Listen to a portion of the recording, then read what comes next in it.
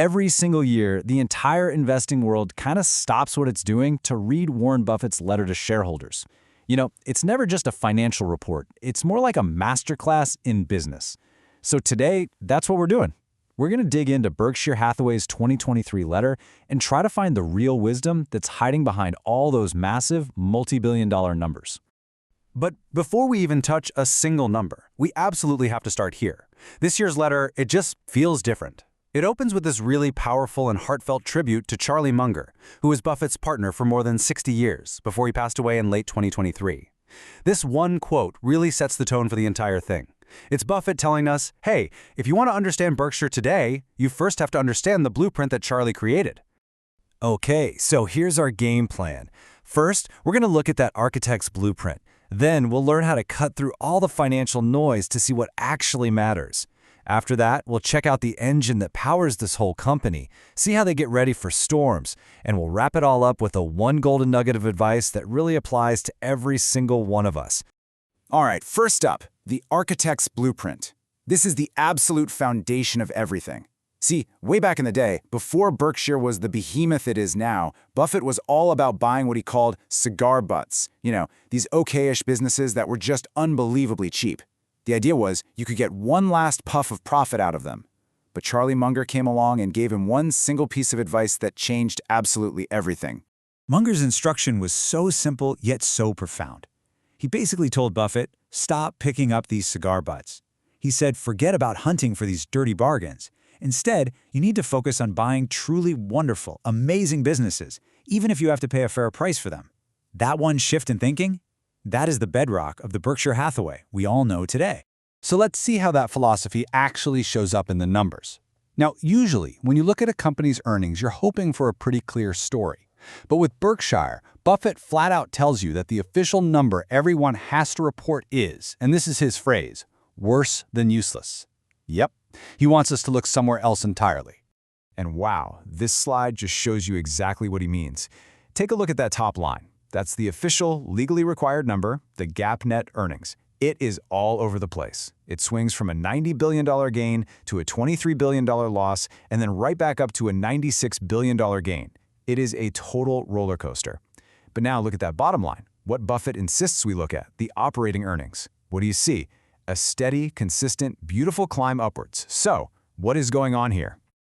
Well, here's the key. That wild, volatile number up top, it's completely skewed by the daily mood swings of the stock market and all the stocks Berkshire owns.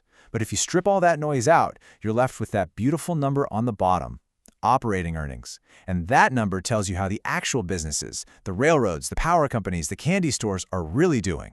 That steady growth, that's the real health of the company, not the daily whim of Wall Street. And this brings us right back to this classic piece of wisdom from Buffett's own mentor, Ben Graham. Those GAAP earnings, they're the voting machine. Popular one day, hated the next, but the operating earnings, that's the weighing machine. It's measuring the true, heavy substance of the company over time. It's really the perfect way to understand how Berkshire sees the world. Okay, let's move on. If we're going to talk about the real substance of this company, we have to talk about its heart, and that is the insurance business. It is, without a doubt, the incredible engine that powers the entire Berkshire machine, and it's all thanks to this one magic-like concept called float. So what in the world is float? Well, think about an insurance company like Geico. It's all the cash they collect from us, the customers, in premiums before they have to pay out any claims. Now, technically, that money isn't theirs yet, but they get to hold on to it. And more importantly, they get to invest it. And here's the translation, the why this is so important part. While Berkshire is holding on to all that cash, just waiting for claims to eventually come in, they get to invest it for their own profit. They are literally using other people's money to make more money for Berkshire. It's an incredible advantage. The absolute best way to think about it is like this. It's a gigantic, interest-free loan from millions of customers, and there's no fixed due date. And sometimes, if they run the insurance business really well, it gets even crazier. It's like a loan where the bank actually pays you to borrow their money. And just look at the mind-boggling growth of this engine.